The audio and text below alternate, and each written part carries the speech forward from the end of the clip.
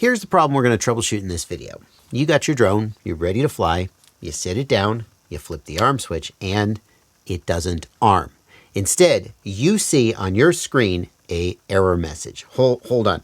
Can't quite see the error message. Let me just cover the screen. There we go. Throttle. You see an error message on screen, and your quadcopter doesn't arm when you flip the arming switch. What we're going to do in this video is we're going to go through a list of all of those error messages that Betaflight can give you. That's Betaflight telling you why it is refusing to arm. And then we're going to tell you how to solve each of them. We're going to tell you how to get your freaking quad into the air. I'm Joshua Bardwell, and you're going to learn something today. I want to start this video by showing you this webpage from the Betaflight Wiki, the Arming Sequence and Safety page. And this page has a list of all of the possible arming status codes that Betaflight could show you. So basically, whenever you flip the arm switch and the quadcopter doesn't arm, it's one of these reasons that's preventing Betaflight from arming. And if we've got a quadcopter and it's refusing to arm, all we have to do is go through the list. No, you don't have to go through the list and check every single one. Betaflight will tell you which arming status codes are currently affecting the flight controller. You go through the list of status codes that are affecting the flight controller, you clear each of those, and then the quadcopter should arm. So we basically just need to go down through this whole list and understand how all of them work. There's a link to this page down in the video description below. As always, credit to the Betaflight developers who do great work and come up with great documentation and make it easy for me to basically just read you the web pages. It's a career. Now, I don't mean that I expect you to just go through this entire list and check every single one of those things. Betaflight will actually show you which arming status codes are currently affecting the flight controller. So what we need to do is we need to get a list of the arming status codes that are currently affecting the flight controller, then come to this list or this video, understand what we need to do to clear that status code, and then when all the status codes are cleared, the quadcopter should arm and you should be able to fly. So the first thing that we're going to do is we're going to see how we can know what arming status codes are affecting the flight controller. The most common place you're going to see the arming status code is right here in the on-screen display of your goggles. Here you can see the status is not _disarmed, and here now the status is throttle. That OSD element is the warnings OSD element. It is enabled by default, but in theory, it could get turned off. So if you're not seeing that warning, then you want to go to the OSD tab and check down here at the bottom of the screen that the warnings OSD element is enabled. You can see it's labeled as low voltage, although it can show any of the warnings. You should always have that turned on, because anytime there is a warning, you probably want to know what the warning is trying to tell you. However, there are some warnings that are kind of annoying and extraneous, and I turn them off. Over here on the right-hand side of the screen, for example, I usually turn off the core temperature warning, especially on all-in-one whoop flight controllers. They're constantly getting hot, and we get the core temperature warning, and it kind of doesn't mean anything, and there's nothing you can do about it anyway, so I turn that off. Some people will turn off the battery not full warning, because they're like, hey, I don't care if my battery is not fully charged, I'm going to go fly anyway. You can turn off whichever warnings you don't want to see, but you definitely want to see the arming status codes. The other place you can see the arming status codes is here in the Setup tab. Here under System Info, we have Arming Disabled Flags, and you can see that if I create some arming disabled flags, we will get them here, and there's just a list: throttle, MSP, motor protocol, and in fact, if I hover over them, I get a little bit of information about them, although you can refer to that wiki page for more information, or you can refer to this video. By the way, this video is broken up into chapters.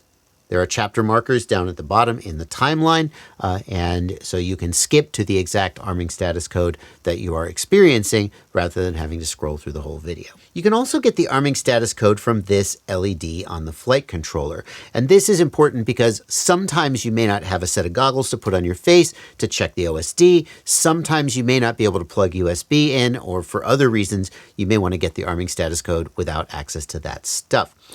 There is a particular blink pattern of the LED, and that tells you what arming status code is affecting the flight controller. So if we take a look at this LED, not the solid blue one, which is just the sort of power LED, but the blinking red one, the fact that that LED is blinking at all is telling us that there is an arming status code affecting the flight controller. So if I clear that arming status code, It should go away. Yes, there is now no arming status codes affecting the flight controller. That red LED is off, and the quadcopter will arm when I flip the switch. So the first thing you need to know is if that LED is blinking at all, it's indicating that you have a problem with arming. So how do you interpret which arming status code is active? I'm going to go ahead and create an arming status code now, and the red LED will begin blinking. And then I'm going to flip the arm switch, and I want you to watch what the red LED does.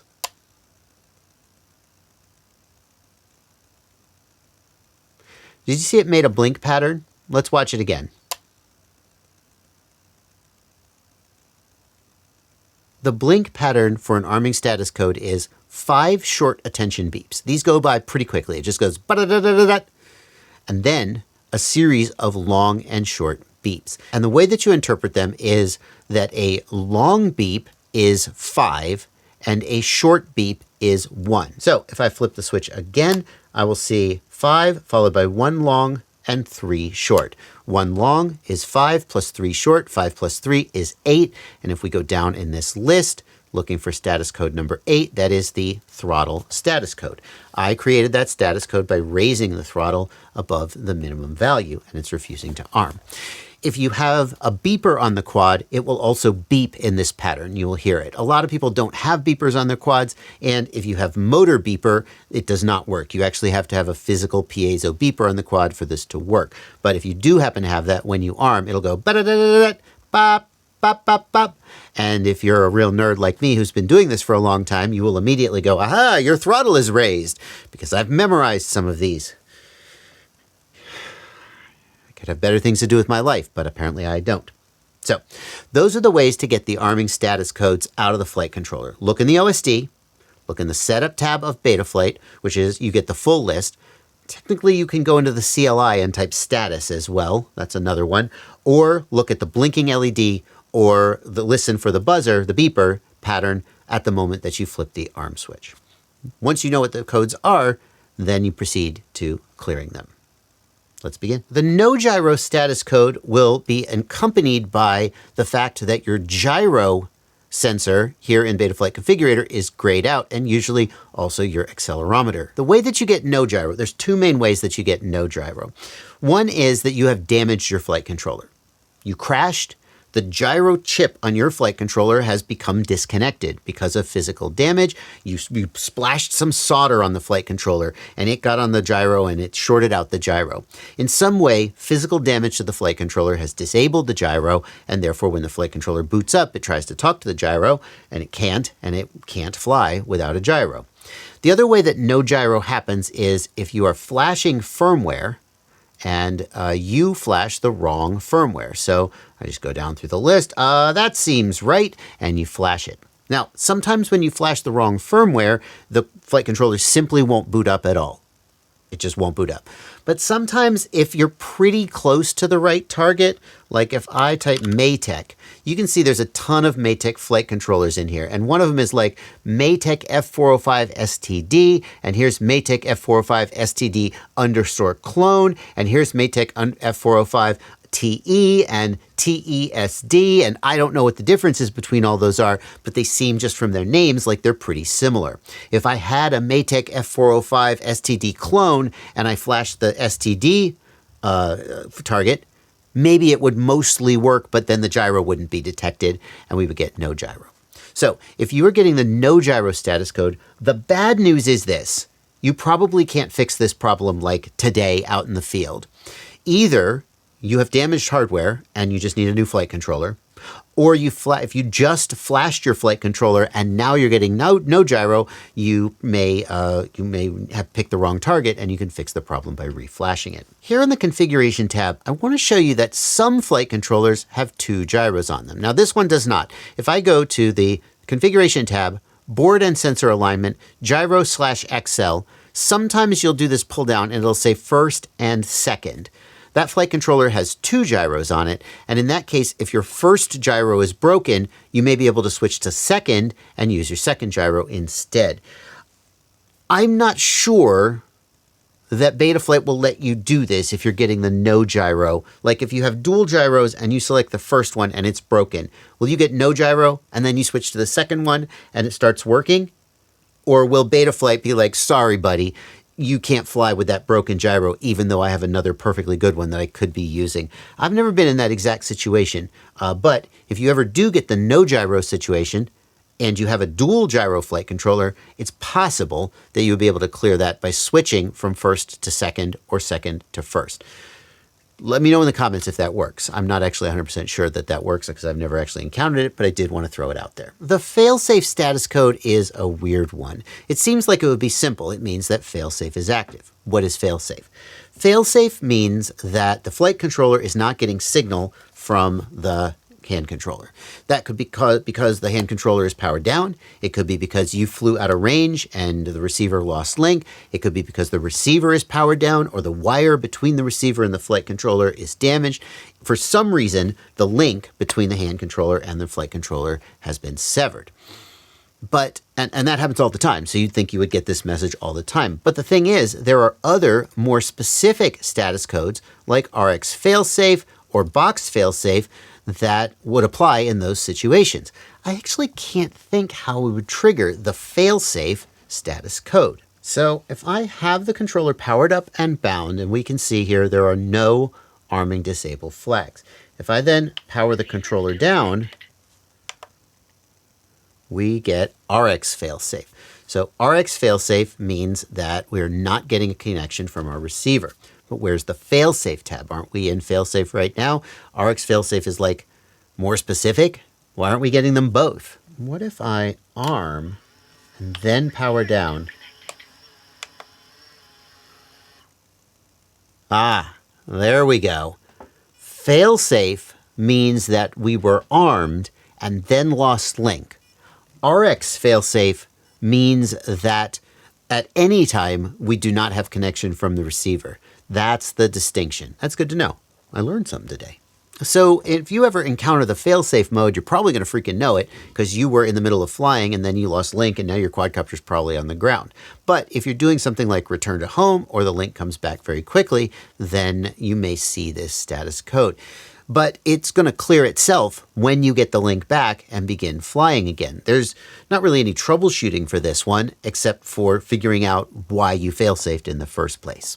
You will not get failsafe as an arming prevention code.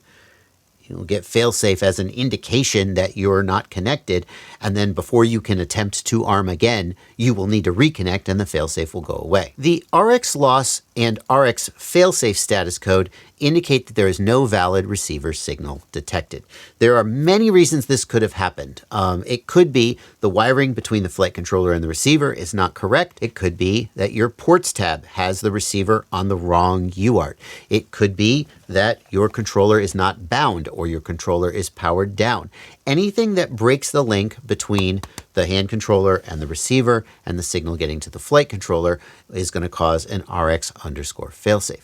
Whenever you see RX failsafe, you need to start figuring out why you're not getting signal from the hand controller to the receiver. And that is a whole troubleshooting thing of its own that we're not going to dive into the depths of in this video. But those things that I listed there are the major things to check. I suppose you could also go to the receiver tab and check here that you have the correct serial receiver provider.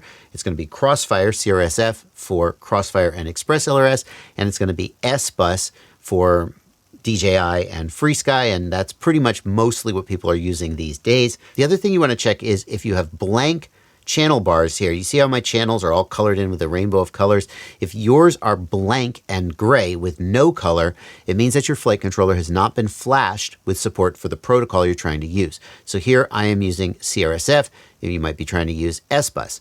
If you have blank bars, what you need to do is go to Update Firmware and then pick your target, whatever it is, and then make sure you select the correct radio protocol here. You're going to reflash your flight controller. Make sure you back up the configuration from the CLI and then flash it because it's going to wipe the configuration, and then you can restore it from your backup, but that will give you support for the protocol that you're trying to use.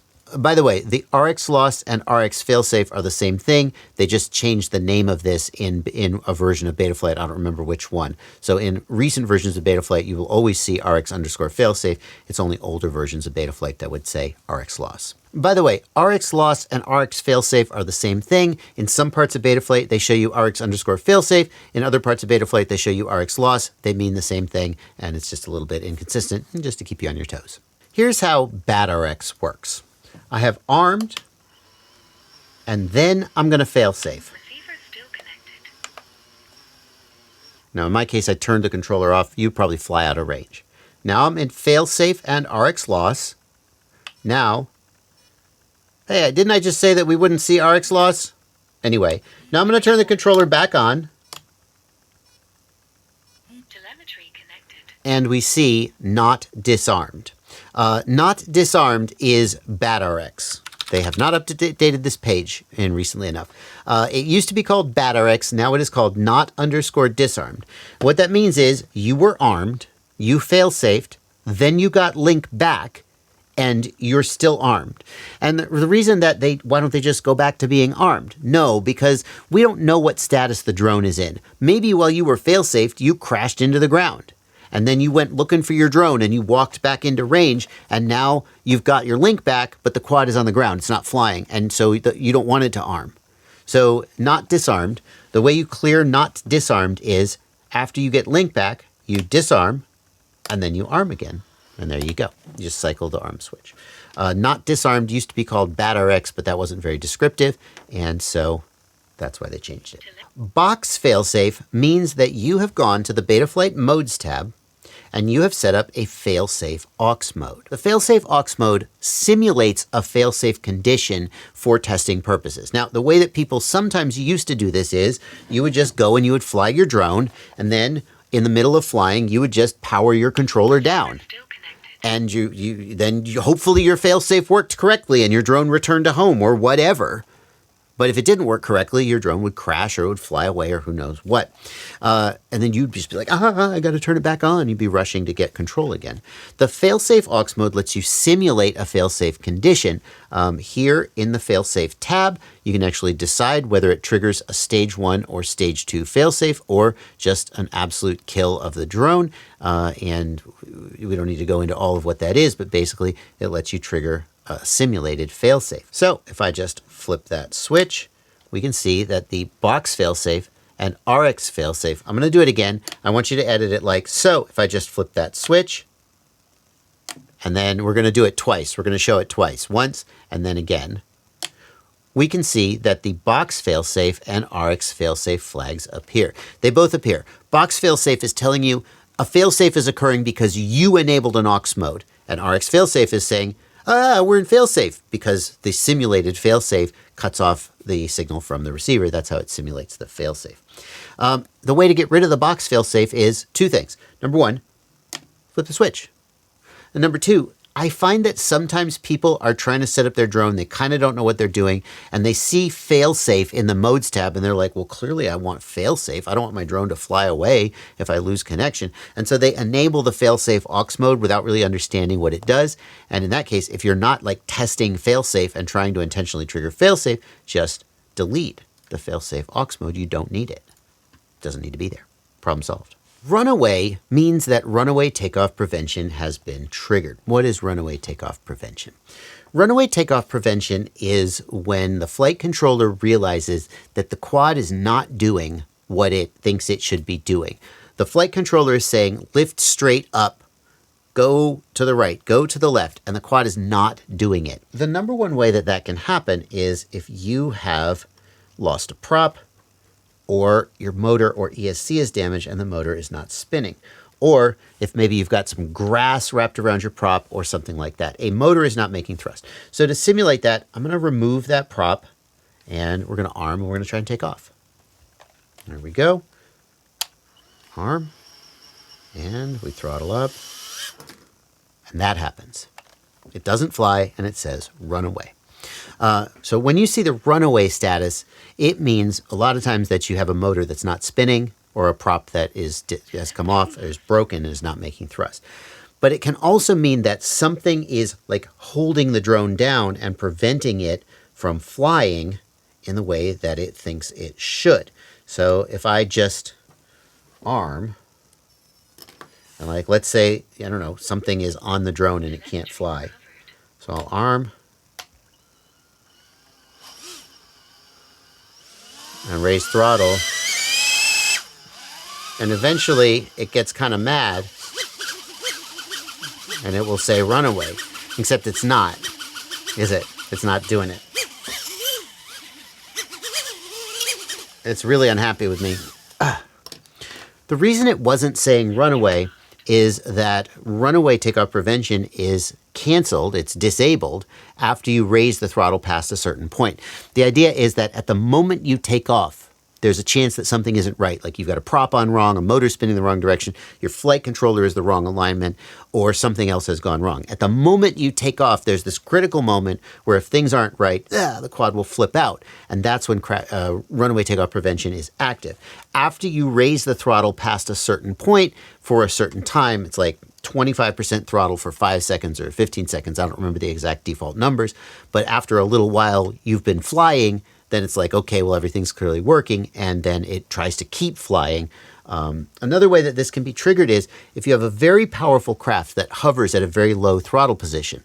Like, let's say you've got a craft that hovers at 20% throttle. So you take off and you're only at 20% throttle. You haven't exceeded the threshold to clear runaway takeoff prevention. So you're flying at 20% throttle, you take off, you fly away, and then you bump something, like you bump a tree branch, and the quad goes, bleh! It triggers runaway takeoff prevention and the quad disarms because the flight controller is like, something isn't right. I'm not moving the way that I expect to be moving. So on very powerful craft, you're going to want to lower that setting. That's going to be here in the CLI. And if I just type get runaway, there we go. Runaway takeoff, deactivate throttle percent. That's it. So the default is 20%.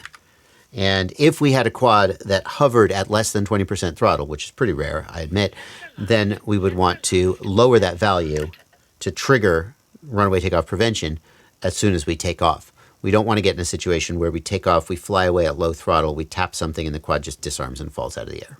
The crash arming status code indicates that crash recovery has been triggered. Crash recovery is a feature where the flight controller tries to detect that you have hit something and are crashing and automatically take control and right the craft and then give control back over to you. And people have made videos about it, and I've used it too. I'll tell you a little later in the video why I think it never really came into vogue, but first let's just see what it does. This time we're going to take it out of angle mode and fly it in acro mode.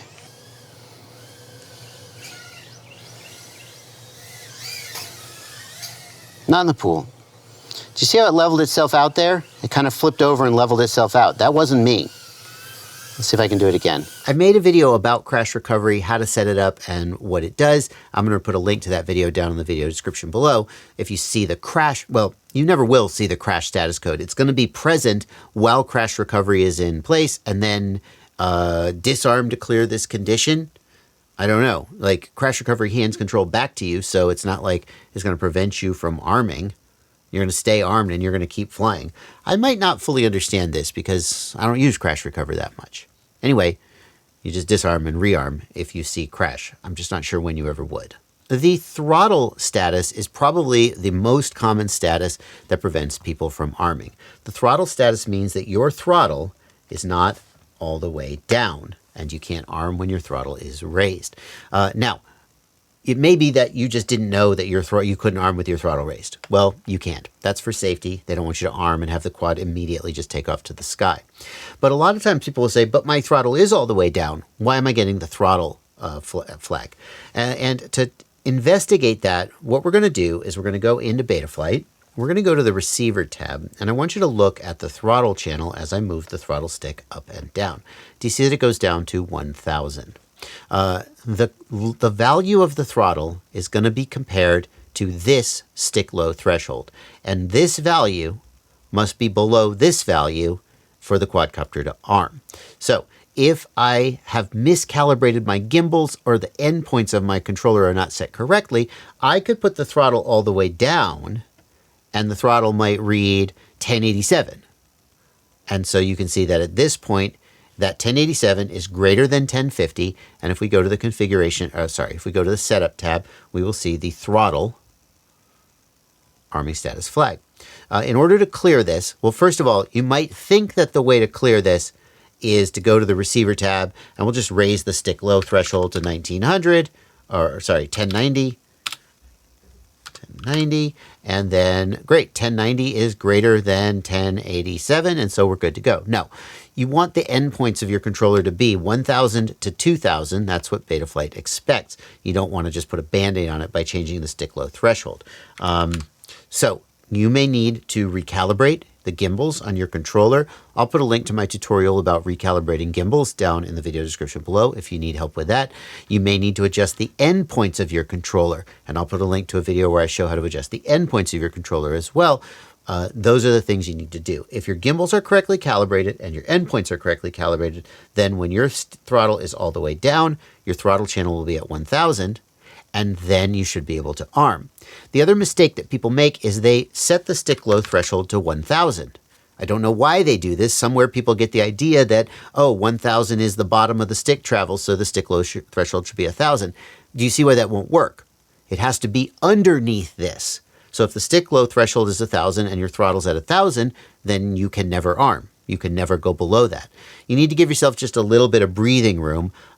You could set this to something like 1020, maybe even 1010, but you want to give yourself a little breathing room for the throttle to come a little bit out of calibration, maybe not go all the way to 1000, but that frankly the default value of 1050 is just fine.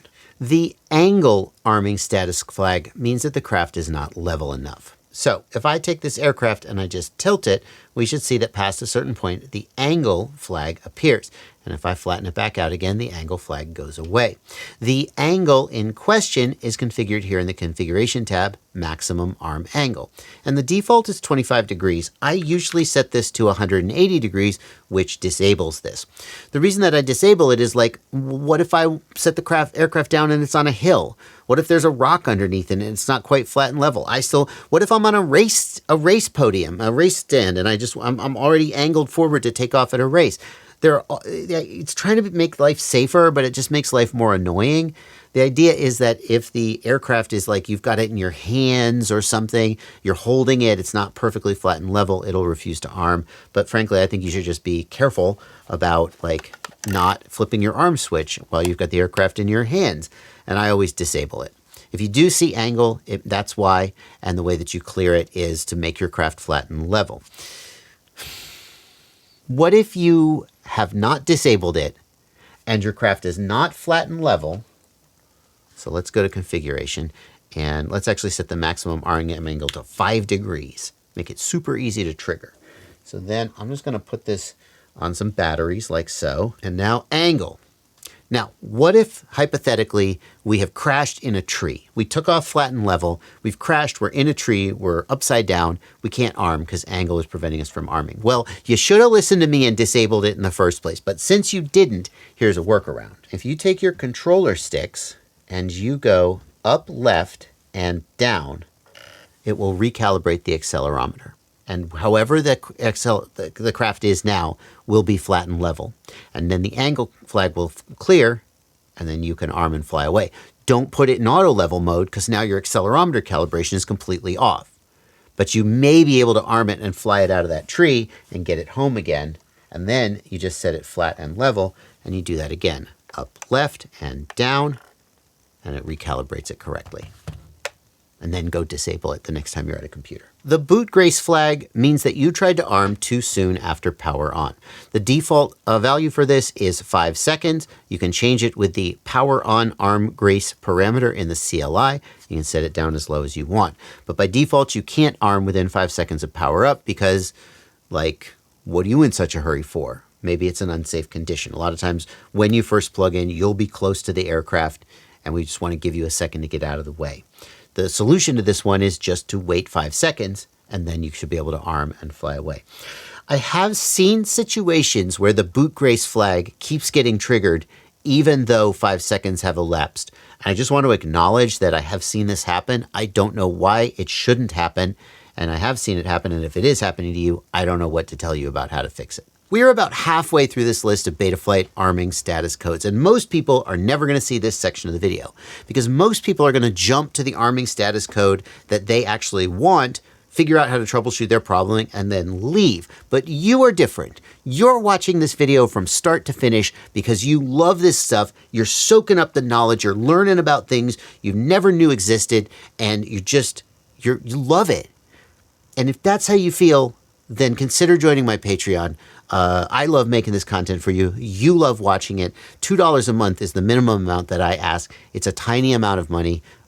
If you could spare that much, I'd love to have you as a supporter. And if you can't, that's cool. I'll shut up now and let you keep watching the video. Maybe I'll get you in the next one. Oh, the link is in the video description below. Sorry, I forgot to mention that. It's no good if I don't tell you where to get to the Patreon link. The next arming status code that we're going to talk about is NOPREARM.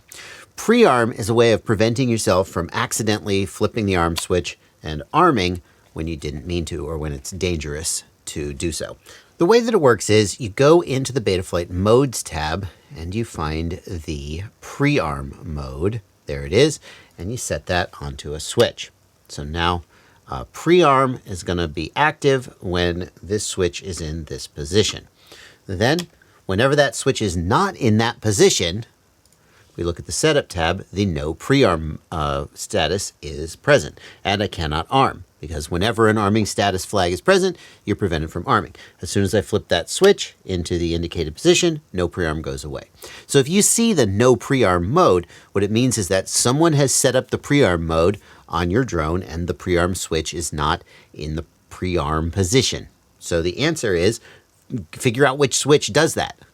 Go to the modes tab. Flip switches until you figure out which one moves the pre-arm mode and then figure out what position that switch needs to be in order to let you to arm. Or you can just go delete the pre-arm mode. Personally, I find that the pre-arm mode, it sort of takes up an extra switch that I might be using for something else. It takes up an extra channel that I might be using for something else. My approach is instead to use the throttle as my pre-arm. So if I am disarmed and I don't want to accidentally arm, I flip the throttle up. And then I flip the throttle down when I'm ready to fly. Like anything, there are ways that this is better or worse than an alternative, but it is a way of preventing myself from accidentally arming because the throttle flag becomes true without taking up an extra channel and an extra switch on my radio. Some radios don't have a lot of switches, and sometimes you don't have as many channels as you might like. The load flag means that the CPU on your flight controller is overloaded.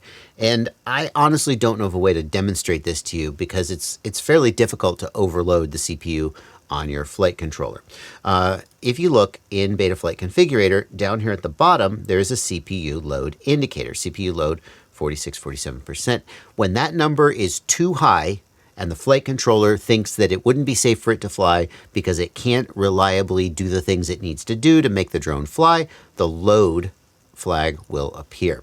This is more likely to happen on slower processors like the F405 or maybe the F411. I always get it backwards which one of those is the slow one. F7 processors and H7 processors are not likely to see this even when running Betaflight at its maximum capabilities. This was more likely to happen back in the days when we were like you added bidirectional D-shot and RPM filtering. There were these new features that some older like F3 processors might not be fast enough to run. These days, Betaflight is pretty smart about not letting you exceed the capabilities of the flight controller. So if we go to the configuration tab, if you have a slower processor, you may not be able to set 8 kilohertz as your gyro, as your PID loop rate. It may only let you set 4 kilohertz. If you have a slower processor, you may not be able to choose DShot 600. You may only be able to choose DShot 300. And it's doing that because the developers have decided you're too likely to overwhelm the flight controller, the processor, if you do that. So what do you do if you do see the load arming status flag? How do you clear that? And the answer is that the number one thing is to go into the configuration tab and turn your PID loop frequency down. If it's at 8K, turn it to 4K. If it's at 4K, turn it to whatever it's at, turn it down by 1 notch. The other thing you can do is you can go to the motors tab, and you can turn the D-shot down. That'll slow it down some, but you really shouldn't have to do that. If you turn the PID loop rate down, the D-shot should also come down to match. You could disable bidirectional D-shot, which will disable gyro RPM filtering, but you really want that. So I would rather run at a slower PID loop rate and keep bidirectional D-shot than at a faster PID loop rate and lose bidirectional D-shot. If I pick up this flight controller Telemetry lost. and I wiggle it in my hand and then go look here in Betaflight Configurator, you can see here it says calibrating. When the flight controller first powers up, it calibrates the gyro. And for that to work, the aircraft needs to be sitting still. Notice when I sit it still, then the calibrating flag goes away. It does this every time it powers up, and you cannot fly until the calibration occurs. This can happen in the real world, like if you plug in and you've been handling the drone, sometimes it can happen, but you don't need that much stability. It doesn't need to be still for that long before it calibrates. You can saw it only took a few seconds after I set it down that it calibrated. So even if you're holding it in your hand, if you're just like holding it relatively still, it will usually calibrate. The place where you actually see this more often is if you are like, let's say you're in a vehicle, you're on a boat, and you're going fast, and you've got a nautical themed Pashmina Afghan. Sorry, I had a Lonely Island flashback there. You're on a boat, you're bouncing around the waves, and because of that, when you plug in, the gyro can't calibrate. So what can you do about this? Well, let it sit still. That's the actual thing you should do. But if you do go to the CLI, there is an option there. It's gyro CALIB noise limit. I believe that's it.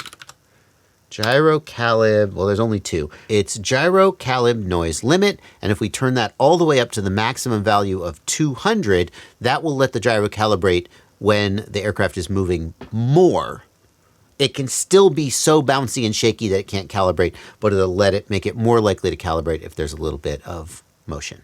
The CLI flag becomes true whenever you are connected to Betaflight and you go to the CLI tab. How do you get rid of this flag? Well, you can't ARM when you're in the CLI, and you shouldn't be trying to ARM when you're plugged into USB anyway, but maybe you're doing some kind of test with the props off. You can't do it. You can't ARM when you're in the CLI. You get out of this, you clear that flag by leaving the CLI. There's no way around that. The CMS flag, I have literally never seen this. There is a way to connect a screen to a Betaflight flight controller and configure Betaflight flight controller with a screen and keypad. This is something I've never seen done in my entire career of working with Betaflight, but I do know that it exists, and it was a thing that people did once upon a time.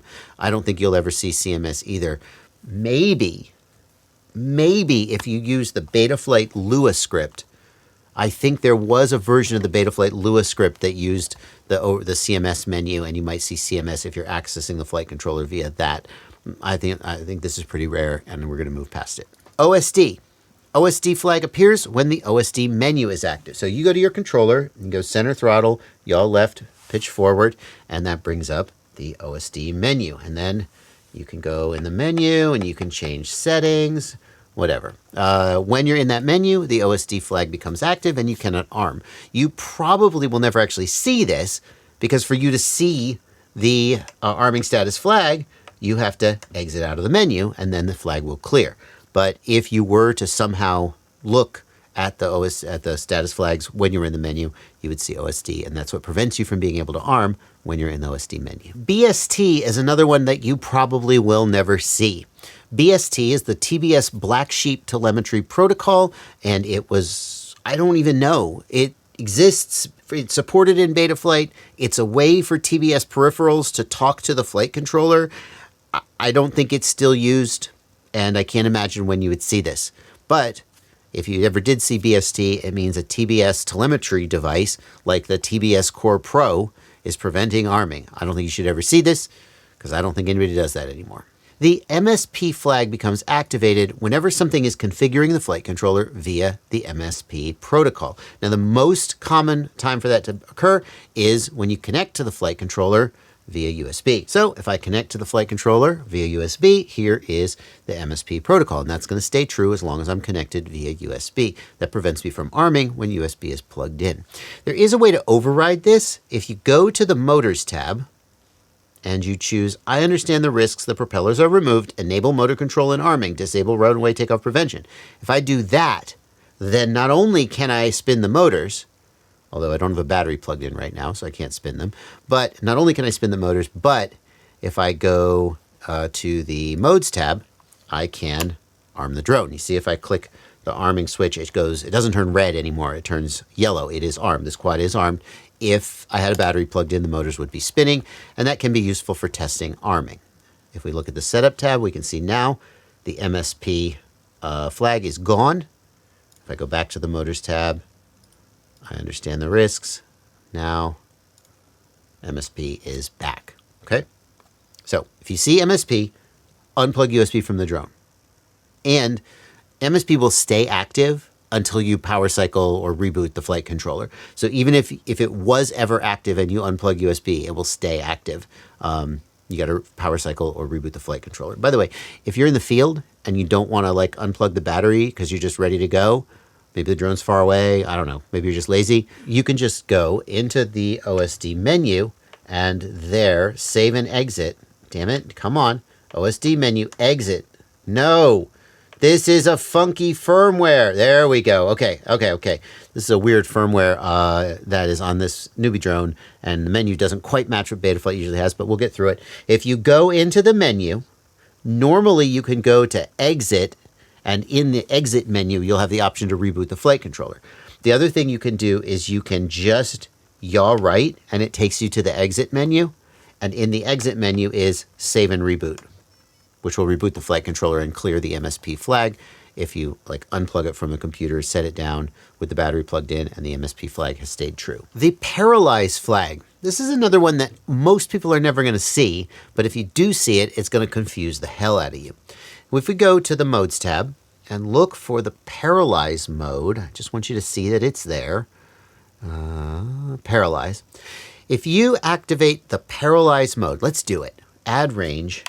aux5 high. When aux5 high, then we will paralyze. Now watch what happens. So here I'm going to arm the drone and the motors begin spinning. All good. If I then flip the paralyze switch, now we can see that if I try to arm, it says paralyze on screen. The drone is dead. It will not arm. There is nothing you can do to make it arm. Look, I'm going to turn paralyze off. Nope, paralyze. As soon as the paralyze mode comes on, the drone is now dead until you power cycle it. Once you power cycle it, then it will work as normal again. There we go, it arms. What the hell is the point of this? There was a request for when you're racing, if you crash out of the race, that you be able to completely disable the drone so that then someone could go retrieve the drone and they would know that it was safe to pick up. It wasn't going to suddenly arm on them. That's my understanding of the story behind the paralyze mode. It's for a situation where you want to disable a drone. Like another situation I think is like if you're doing a relay race and you crash one of your drones, that drone is still out in the field. You can't retrieve it. You're going to paralyze it. You're going to get your second drone. You're going to plug it in. You're going to start flying it. And even though the first drone is also receiving stick commands from you, it's dead. It's not going to arm or anything like that. Something like that. That's the purpose of paralyze mode. For most people, there is absolutely no reason you would ever want to do this, because if you're just out flying somewhere and you paralyze, it's going to be a mighty long walk to get it, and there's nothing you can do short of a power cycle to get it to come back to life. The GPS arming status flag means that you have configured GPS rescue mode, but you do not have enough satellites locked, and therefore the flight controller is going to prevent you from flying. If we go into Betaflight, here in the Modes tab, maybe we have added a GPS rescue aux mode. And when I flip that switch, GPS rescue will come active. Or maybe I have in the FAILSAFE tab, I have set GPS rescue as my FAILSAFE method. Whichever one of those I've done, if I have done either of those, then when I try to arm, if I don't have the minimum number of satellites locked, then we'll prevent it from arming. How many satellites do I need locked? That is here in the FAILSAFE tab, and it's right here. Min sats is 8. If you want to, you could turn that down to as low as 6 is not irresponsible, but no lower. Any lower than about 6, and you won't have sufficient positional accuracy to trust your GPS return to home. You need to lock more sats. If you have a good satellite, a good setup on your drone, you should be getting 15 or 18 sats, no problem. Maybe 12 or 13 sats, worst case. If you're having trouble getting sats locked, my recommendation, go buy some of this foil tape from the hardware store and wrap your GPS wires in this foil tape. You may want to put some heat shrink on top of it to prevent it from shorting. It's metal. It might short circuit something. That has doubled the number of sats I've locked on every single build I've done it on. I do it on every GPS build that I build today. There's an alternative though. If I choose allow arming without fix here in the failsafe tab, then I will be allowed to arm. The GPS status flag will not prevent me from arming, but GPS rescue won't work. So that's an alternative way of clearing that. So if you get the GPS flag, number 1, wait till you get more sats locked or do something to allow you to lock more sats. Number 2, if you're really desperate, you may reduce this number from 8 to a 6, but no lower. And it's better if it works with 8. It's better if it's more. And finally, you can choose allow arming without fix, which will let you get in the air, but you'll have to fly full manual and you won't be able to do GPS return to home. Rescue switch. Rescue switch occurs when you have your GPS rescue aux mode defined and you have the switch in the position to activate GPS rescue and you're disarmed. You can't arm with GPS rescue activated because then what would it do? It would arm and it would immediately return to home. It's already at home. So the idea is that you can only flip the GPS rescue switch after you have armed. If you get the rescue switch arming status code, the thing to do is find your GPS rescue switch and put it in the not GPS rescuing position. Look at the modes tab, flip the switches, figure out which switch is causing GPS rescue mode to activate and disable that switch. Put it in the disabled position. RPM filter and dshot_telem. If we go to the motors tab, there's an option here, bidirectional dshot. Bidirectional dshot makes your quadcopter fly better. That's long story short. But bidirectional dshot requires an ESC that supports bidirectional dshot. Specifically, these days, a BLHeli-S ESC is the most likely one to encounter this. BLHeli-S doesn't support bidirectional dshot out of the box. So if you have a BLHeli-S ESC and you enable bidirectional dshot, you will get this Army status code. And it's saying, you're asking me to do bidirectional dshot, but the ESC won't talk to me. I'm not going to fly. If you get this flag and you're running a BLHeli-S ESC, the thing to do is follow the steps in this video, and it will show you how to flash the BlueJ firmware to your ESC. The BlueJ firmware runs on BLHeli-S ESCs and it supports bidirectional dshot.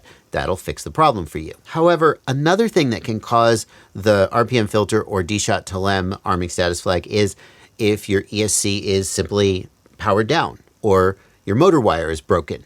If one of the motor wires is broken, if one of the pins inside the header, inside the plug on the ESC is bent, if anything has interrupted the connection between the flight controller and the ESC, then you'll get this arming status flag. And the answer then is to inspect the wire harness and the pins inside the flight controller and inside the ESC plug to see if everything is intact. A good thing to do is to go to the Motors tab, and if you have bidirectional dshot enabled, you will see an error counter here. Now that error counter is the percent of packets that are making it between the flight controller and the ESC and back again. Here it's 0%, that means all the packets are getting there. If it was 100%, that would mean 100% errors. None of the packets are getting there. And generally that should be 0% or very, very close to it. If you look and you see you have 0, 0, 0, 100, that means that motor number 4 is not talking to the flight controller, and that's the motor wire or signal wire that you would inspect. If you get the reboot requid flag, it means that your flight controller needs to reboot. I've never seen this. I don't know what things you could be doing in the menus to require a reboot, but if you get this, go into your OSD menu and reboot the flight controller or power cycle the flight controller. dshot_bbang. This is a pretty obscure one. Bidirectional dshot is usually done in hardware using hardware-based timers on the flight controller. What is a hardware-based timer? Don't worry about it. Some flight controllers have trouble with hardware-based timers and bidirectional D-shot, and if you go into the CLI and enable D-shot bit bang, which is software-based timers, I don't know if I'm even explaining it right, you enable D-shot bit bang, and then it makes bidirectional D-shot work on some flight controllers that didn't work without it. And then if you were to enable D-shot bit bang and it wasn't working, you would get this. But since most flight controllers today, shut up, since most flight, it's buzzing at me. Since most flight controllers today support hardware-based D-shot and bit bang is not used, you probably shouldn't see this. If I did get this error, my first thought would be, why the hell am I even using D-shot bit bang? And what I would do is go into the CLI and type get D-shot underscore bit bang. There we go. D-shot bit bang. And the default value for D-shot bit bang is auto. If I was getting this error, I would wonder if maybe the automatic D-shot bit bang incorrectly turned bit bang on, and I would type set D-shot underscore bit bang equals off and save, because it should be off for most flight controllers, I think. But I would at least try it. Because if I'm getting this error status code, it means I'm trying to bit bang and it ain't working. So I may as well turn it off and see if that works. Then I would go to the Motors tab and, oh, well, that clearly didn't work. No, I need bit bang. Okay, I'm going to go turn it back on again. I'll turn it back to auto. The no ACC cal flag only appears right after you've flashed a flight controller and before you've calibrated the accelerometer. That message that pops up when you very first plug in after flashing a flight controller, hey, your accelerometer is not calibrated. That is the no ACC cal arming status flag. That flag will clear as soon as you calibrate the accelerometer. So you will just go into the setup tab and you will place the quad flat and level on the table and you will hit calibrate accelerometer. Or as I showed you earlier, here on the controller, you can go up left and down. That's up to you. Then the accelerometer is calibrated and you'll never see that again. Motor underscore proto is another flag that appears immediately after flashing. It can appear otherwise.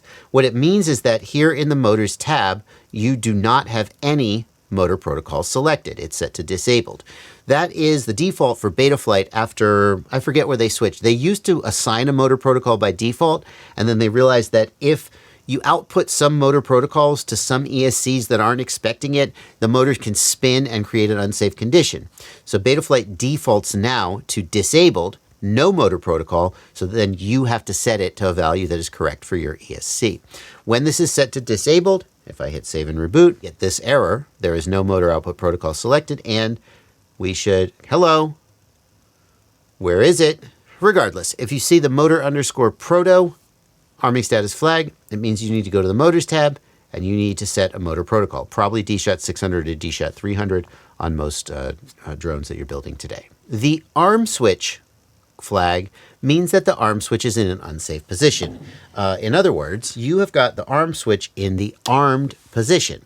Now, normally, if the arm switch is disarmed and you put it in the armed position, all of the other flags will become true, but not the arm switch flag. But watch what happens if I put the arm switch in the armed position and then plug in a quadcopter with the arm switch in the armed position.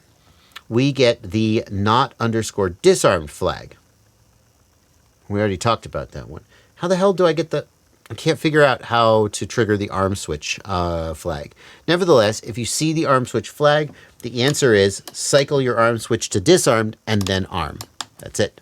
It means your arm switch was in the armed position when it shouldn't have been, and the flight controller would just like to make sure you know what you're doing by putting it in the disarm position. Well, I did find a little bit of a clue to what arm switch does. Here in the source code it says, needs to be the last element since it's always activated if one of the others is active when arming.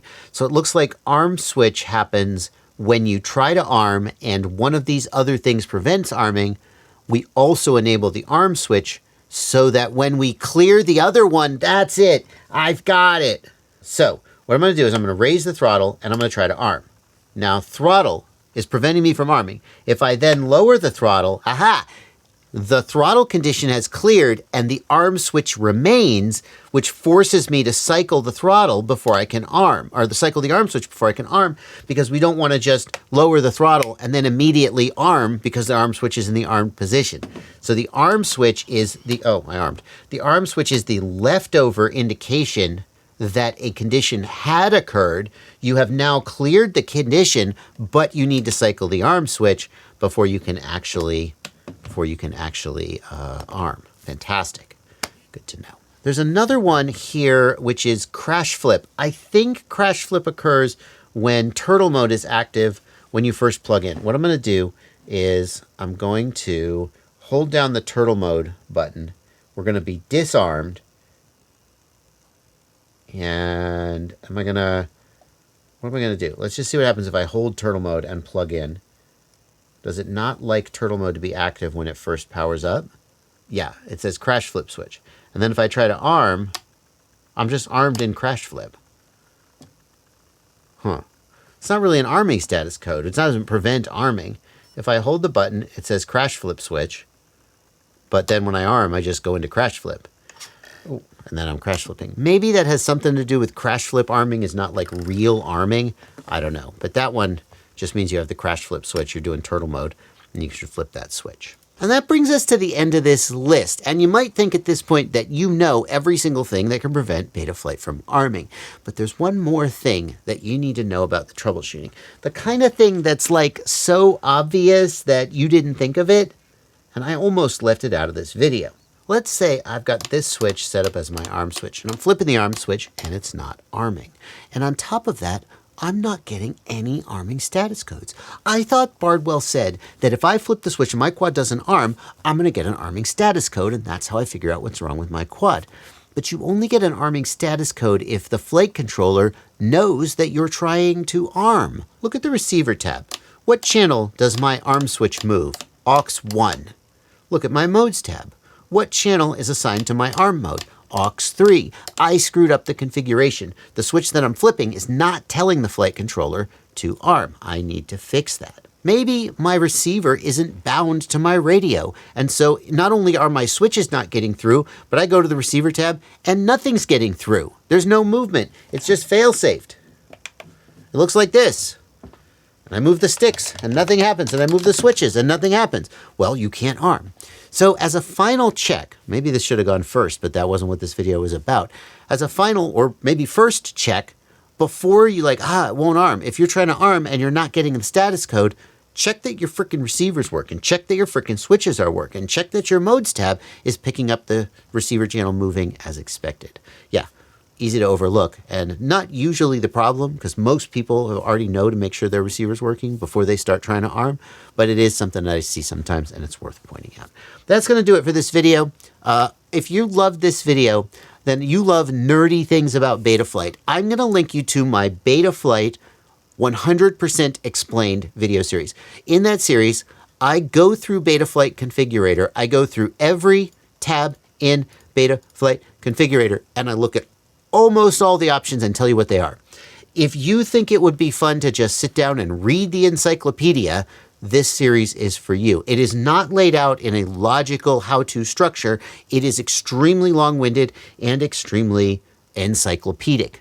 Boring? Or maybe it's right up your speed. Now, I do want to warn you that playlist was made a few years ago. It was made with Betaflight 4.3, and we're now on Betaflight 4.5, but a lot of it is still the same and it's still very, very worth doing.